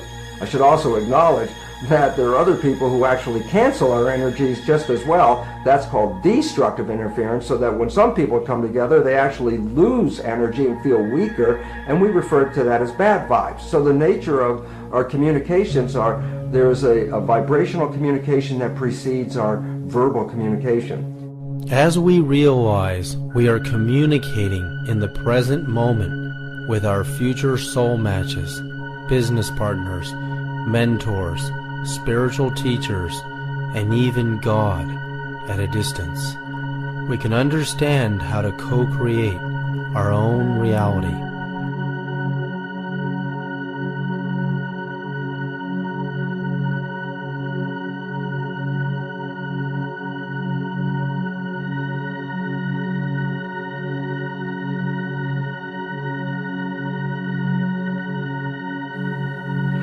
Once we understand the concept that we are constantly broadcasting our personal energy signature into the field, and we're also receiving messages from the field, we can see how we can focus and actually attract not only our soulmates and soul matches, but our future business partners, and actually creating a future career for ourselves that is more harmonious to who we really are.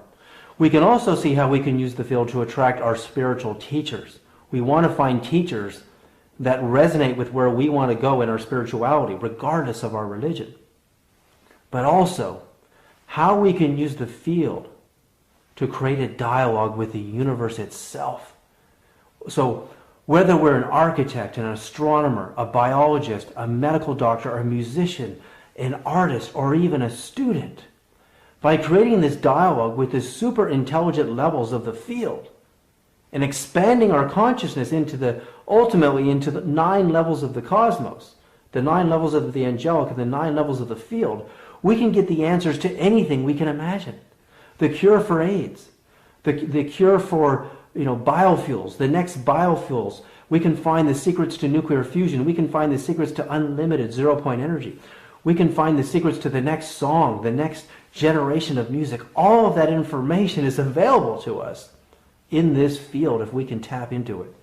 We can even begin to formulate a dialogue to awaken our own inner genius and true potential. One of the ways that we can access entering a more quantum, broader field range of awareness, a more expansive state of awareness, is to begin to encourage ourselves to see things not so much in terms of concepts and ideas, but more in terms of pure energy itself. So that you begin to perceive what is normally, you would label it and you'd say, wow, that's a rose, or that's a car, or that's a tree. You would just begin to teach yourself, guide yourself into feeling the pure energy of that experience, as though you were in a state of innocent wonder. So what this does is that it frees your whole cortical field. It's like just because you detach yourself from looking at the world in terms of ideas doesn't mean you lose those ideas.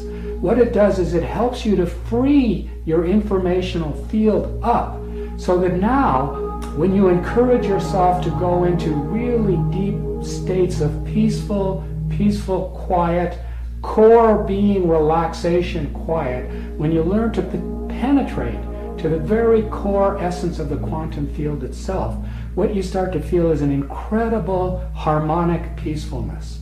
So we have a meditation which encourages you to enter into that state of pure, unattached to ideas, pure energy awareness, complete, peaceful, brilliant stillness.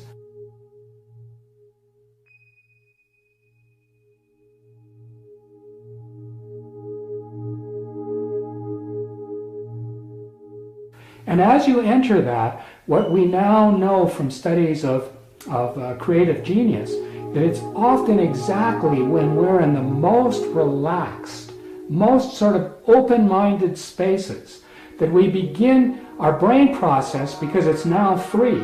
It's suddenly like the electrical circuitry is no longer confined to our old thought spaces, so that our cortex can suddenly flash up with something like akin to a superlight.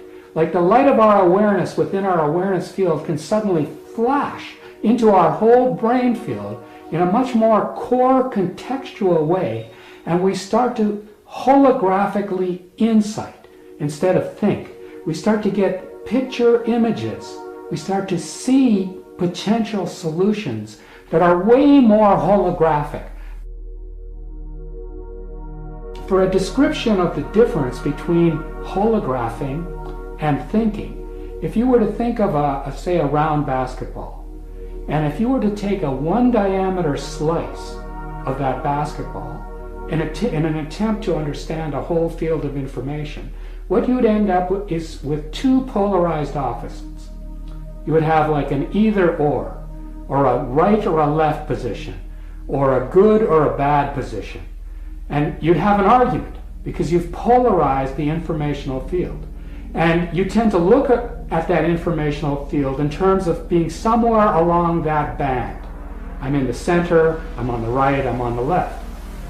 Whereas when we insight, if you could picture that same ball, guess how many diameters there are inside of a whole field of information? There's an infinite number of diameters that you can put through a whole field. So the difference between thinking and insighting is when you let the core of that circle of information, which is your brain field, you allow the energy to expand in every direction simultaneously from the core to the boundaries. You get an instantaneous flash of insight. You get a hologram. Suddenly you see solutions in terms of a huge, like, wow. And this is exactly how Einstein incited the theory of relativity. It came to him in an instant.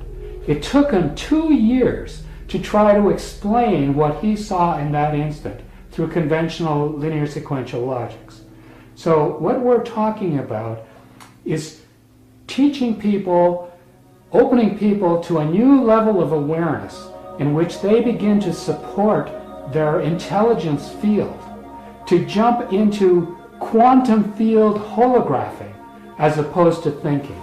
If we awaken to the idea that the universe itself is intelligent, could we create a dialogue with it? What is the universal language? How can we learn to listen to the cosmic conversation? Many scientific studies at top universities around the world have confirmed that consciousness can affect the structure of water. Water has been demonstrated to have memory in numerous studies that our thoughts and feelings can be recorded by water. As water is made of 2 parts hydrogen and 1 part oxygen, we can deduct that hydrogen has memory. Our bodies are made of nearly 90% water, trace minerals, and oxygen. Our sun is also made of the same stuff we are made of, 91% hydrogen, helium, trace oxygen, and trace minerals. Hydrogen was created less than 100 seconds after the Big Bang, the creation of the universe, and established itself as the most abundant element in the entire universe. The massive spiral arms of the itself as the most abundant element in the entire universe. The massive spiral arms of the Milky Way galaxy is hundreds of billions of stars and planets are made mostly of hydrogen. 75% of the visible mass of our galaxy is made of hydrogen. While hydrogen has memory, could our galaxy's spiral arms, the Sun, and the billions of stars in the Milky Way galaxy actually hold all of the cosmic memories of its entire history? Could this be where the great Akashic records archiving all of human history are held? What if we could create a dialogue with this enormous memory system? We could know the answer to any question and solve any problem or any limitation. The language that the spiritual people, and spiritual people meaning that the medicine people, the different religious groups within the Zuni tribe, when they go into a religious communication system, they talk about the origins of who they are talking to. In a lot of cases, especially in the medicine world, is that they're talking about the star people and all the other related priests. They call them priesthood. For example, in one section of the prayer system, there's a specific line or a phrase or a group of within a prayer that talks strictly about the night beings and in the upper world priesthood. They call it. That's the only one that is referenced as a male and female entity, and the sky people, the night people priesthood, and the finish line in that is that they only appear instantaneously. That's one line in the prayer system. There are so many different parts to the prayer system depending on the specialty of that particular medicine group. Is there a language of the universe, a language if uttered with perfection, the secret forces of the universe could be activated? When we examine some of the most ancient languages in the history of the world, such as ancient Hebrew, the Vedas, Aramaic, and the Native American Indian dialects, we find that these prayers were designed to invoke spiritual, healing, and powerful forces of the conscious universe. What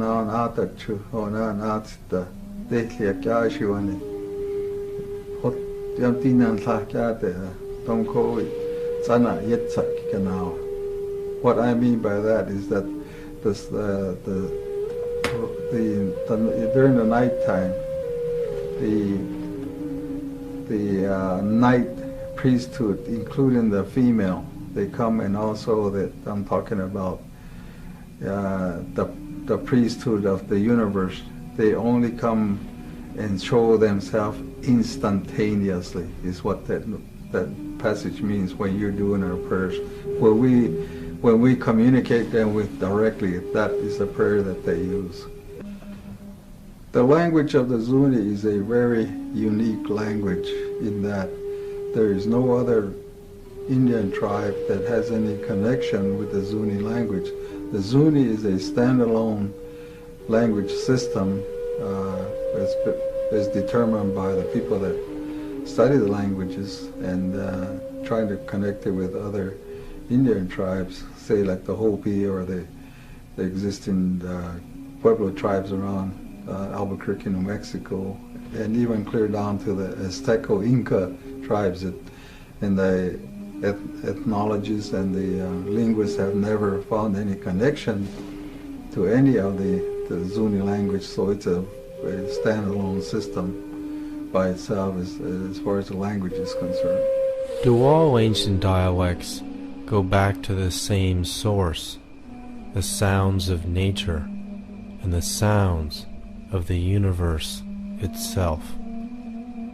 Well, Pleiades, what took me some time to understand is that in the prayer system, they talk about all the different directions. Not only is it the internal part of the earth, the different directions, the 6 directions of the earth, boundaries, the up and down, the east and west, and north and south, and so on.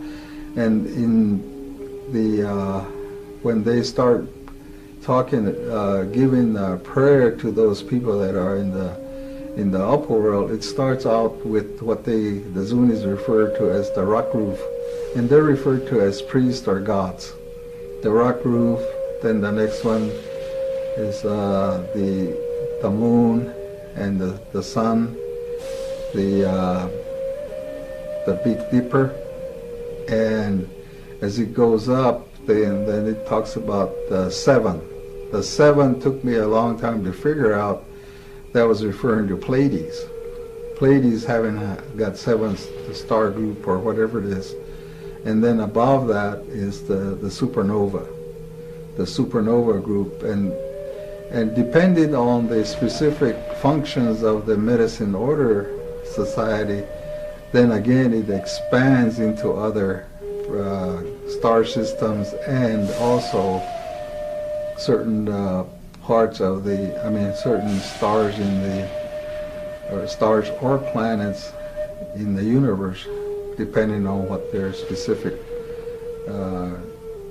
order is or their medicine group is. And those are kept pretty well secret among those societies.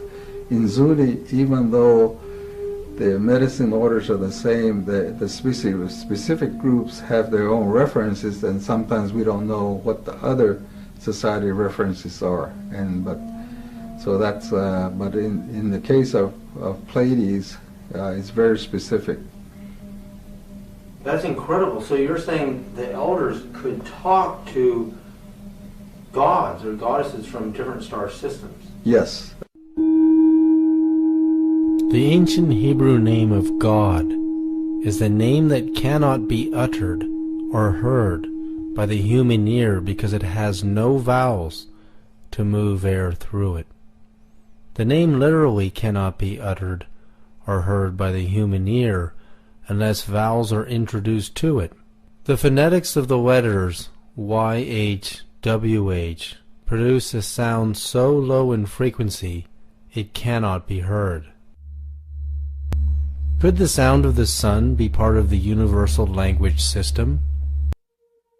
Okay, in my modeling, which I developed from a deep meditative state in the early 1970s, the model that eventually appeared to me, which I wrote down in my first psychoenergetic book, which I didn't publish for about 30 years, that was in 1997, and that was Science and Human Transformation, Subtle Energies, Intentionality, and Consciousness. So in that, I draw a Minkowski diagram with the standard cone kind of thing, but there are several cones where the events occur inside the normal light cone of Minkowski is the coordinates of distance and time. The limitation of the walls on the cone is velocity of light, c. The next one, the limits, which is the magnetic information wave domain, is c squared. The next one, which is the emotion domain, is c cubed. And the next one, at the mind domain, c to the fourth. And beyond that, spirit.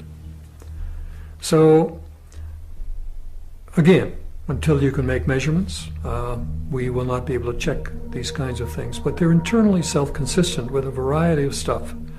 And they give us a lot of hope and optimism that if we will ever get out of this box that orthodox science is stuck in, then they will have a marvelous, marvelous adventure in learning more about nature. Is the power of meditation so profound that we can expand our consciousness into the cosmos and perceive the actual sound of the sun and the universe? Yeah, one of the fascinating things about psychic phenomena is that they seem to travel much faster than light.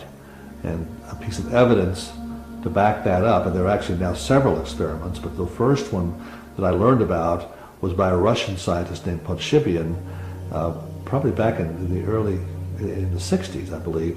He was working with acupuncture and measuring the voltages on the acupoints on the body. Acupuncture, as you know, or certain points on the body that the Chinese medicine stipulates have certain electrical properties.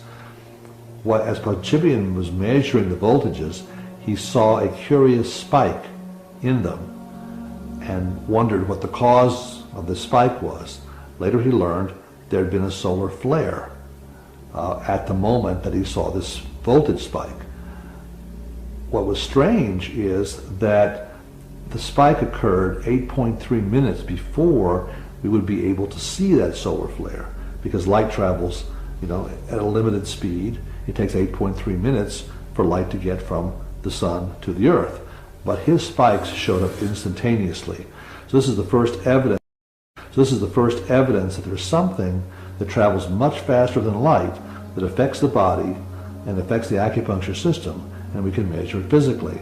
Since then, the Russians have done a lot of work on what they call torsion, which is their version of the same psychic force. And they do find there's an element of that does travel much faster than light, so that now even telescopes have been devised which can measure this energy, and they show that signal does travel faster than light. So this is, again, another revolutionary aspect of physics that most Western scientists are just ignoring, but it's really important. Our bodies are made of about 90+% water, which is hydrogen, oxygen, and we're also made of minerals and carbon. The sun is made of over 90% hydrogen, trace oxygen, and trace minerals and helium. It's made of almost the same stuff we are. So inversely, if the sun can send us telepathic messages faster than the speed of light, we can send the sun telepathic messages faster than the speed of light. And what that means is, every 11 years, according to NASA, we come into solar maximums where solar flares are a potential threat to our planet. If we can learn to pray and talk to the sun as a living being, not as a god, not as the god of creation, but if we can talk to the sun as a living being, can we collectively, with billions of minds together, ask the sun to calm itself, to harmonize itself with us, and not to harm us? Can we do that? Are our collective minds that powerful? If we consider Dr. Tiller's model once again, realizing that consciousness is operating in a domain beyond the gamma ray spectrum, consciousness has the power to create a universe. Considering a short 10-second gamma ray burst from a supernova will release more energy than our sun will in its entire multi-billion-year lifetime, consciousness in the magneto-electric spectrum and beyond is even more powerful than that. If we could access this through coherent awareness, we could become like gods and goddesses.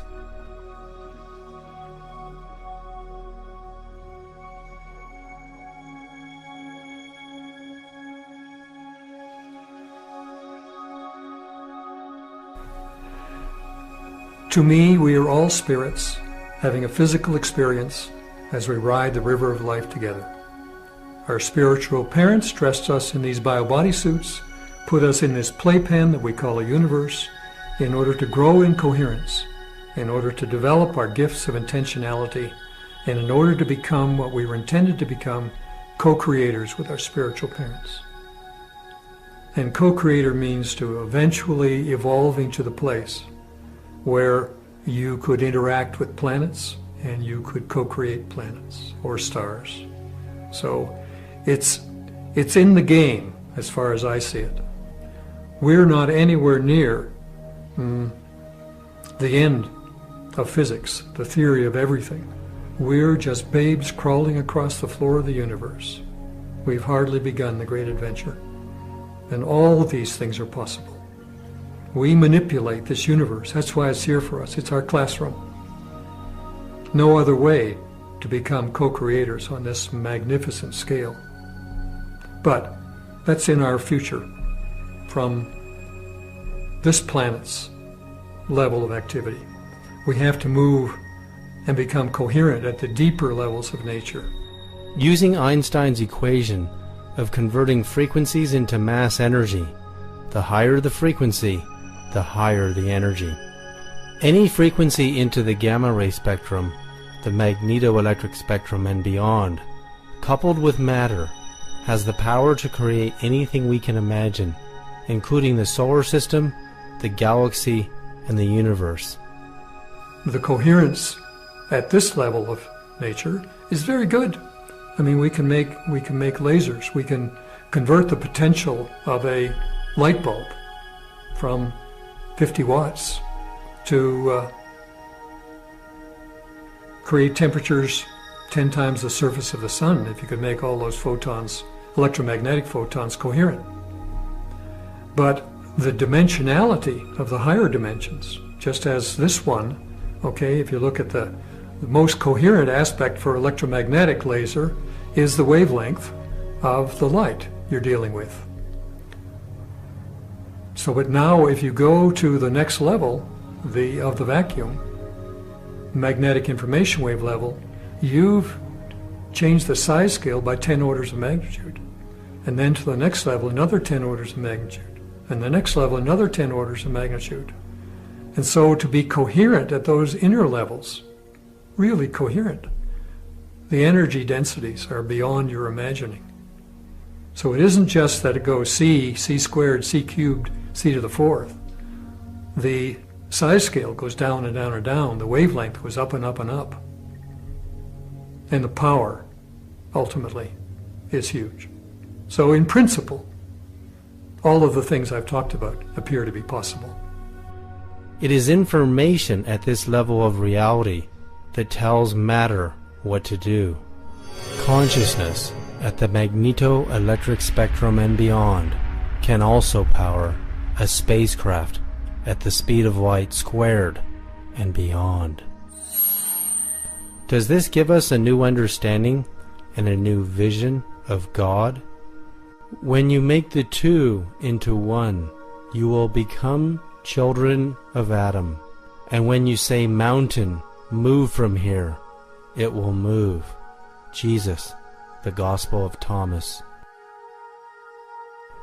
By tapping into just a small amount of this consciousness, Certainly, we could change the weather, and we could talk to the sun to ask it to do anything. Imagine for a moment if a hurricane was coming in the future. But now, as people, instead of what we're doing with the weather forecasts, which we're amplifying the fear and we're looking at all the blowing of the winds and all the torment and so on, imagine instead we had millions or billions of people simultaneously engaged in an organized, synchronized, guided imagery over the media of sending loving intentions and calming intentions to a storm, or even was redirecting it to a safer environment. Would we find that the storm was diminished? Would we find that the storm might be moved? Well, we'll never discover it unless we look for it. If we don't ask the questions and we don't try it, we'll never know whether it matters or not. The key to talking to nature is to know its harmonic language. When we examine this photo of ordinary water, flash frozen while it was exposed to the sound of the sun, we can see it transforms from its ordinary state of disorder into the most perfect sacred geometry. Is there a purpose to the sun's sound waves broadcasting throughout the solar system? Is it a sort of language? Does the sound of the sun bring order to the 9 planets? Pythagoras discovered that all of the planets were producing a sort of cosmic music he called the music of the spheres. When NASA recorded the sounds of Saturn, researchers were in awe.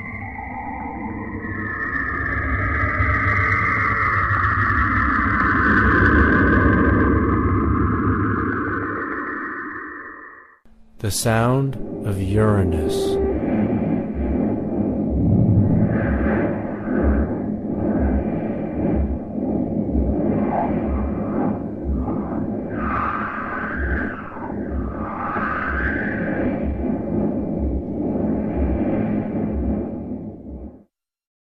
The sound of Jupiter.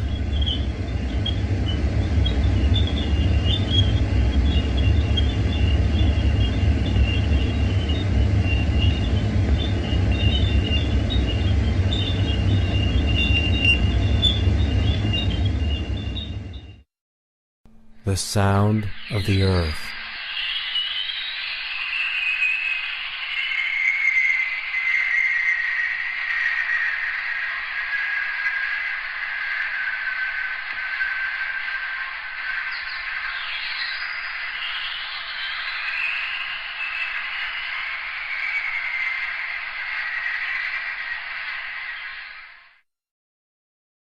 When we hear the sound of the earth, we can see it sounds deeply similar to the sounds of birds singing.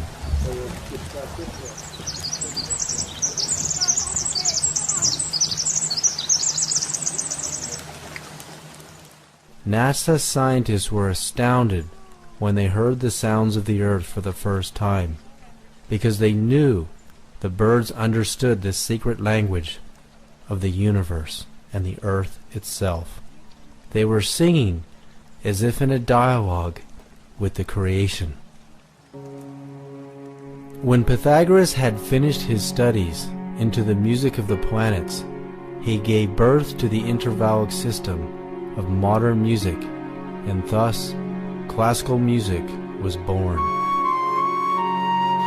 Yeah, the musica instrumentalis, of course, is the music we hear people sing or instruments play, and then the musica humana, Pythagoras said, is our sound, the one that we create, that humans create.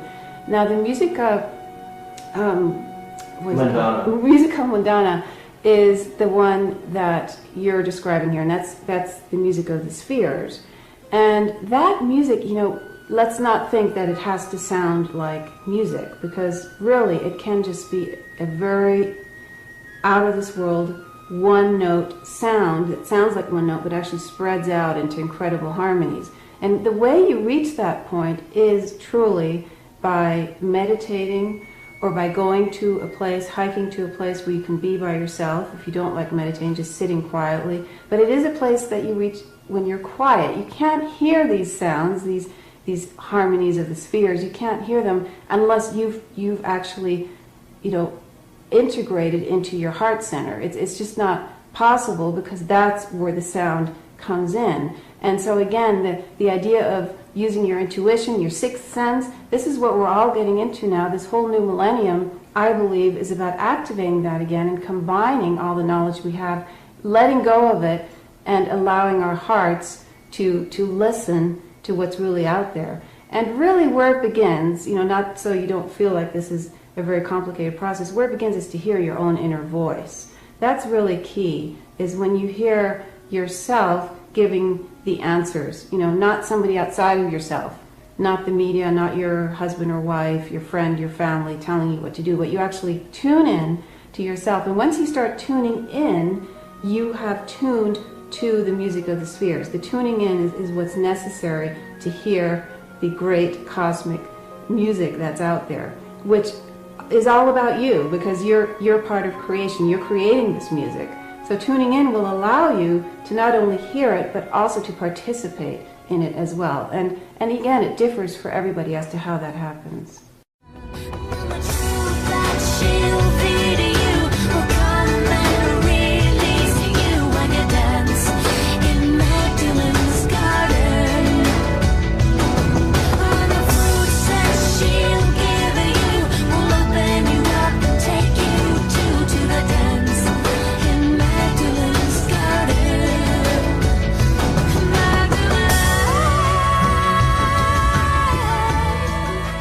Music is, for me, it's a frequency, it's an energy.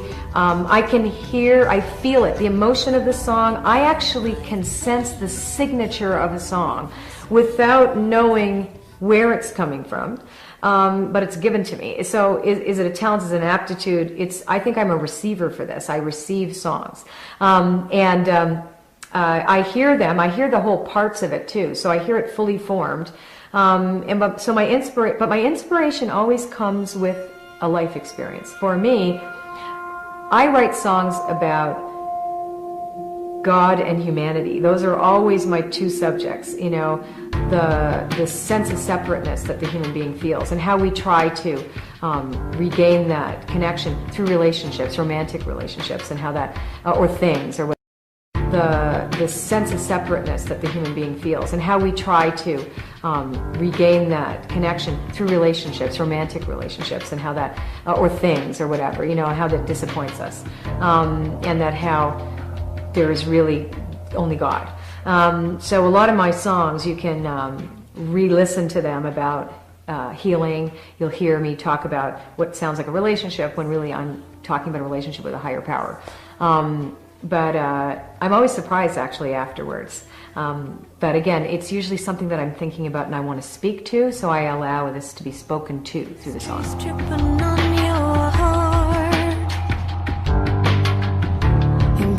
Sticking to your shoes. About these stains here on my wings. Price was right for these unnatural things. They make it easier to hide. Jesus spoke the Lord's Prayer in Aramaic, a language that is at least 3,000 years old. Was this language also consistent with tonalities of the hidden forces of creation? Was Jesus' intention combined with Aramaic language so powerful he could manifest the loaves and fishes needed to feed the masses? The shape of a fish in geometry is the vesica Pisces, formed when two circles of the same diameter cross one another. The ratio of a vesica Pisces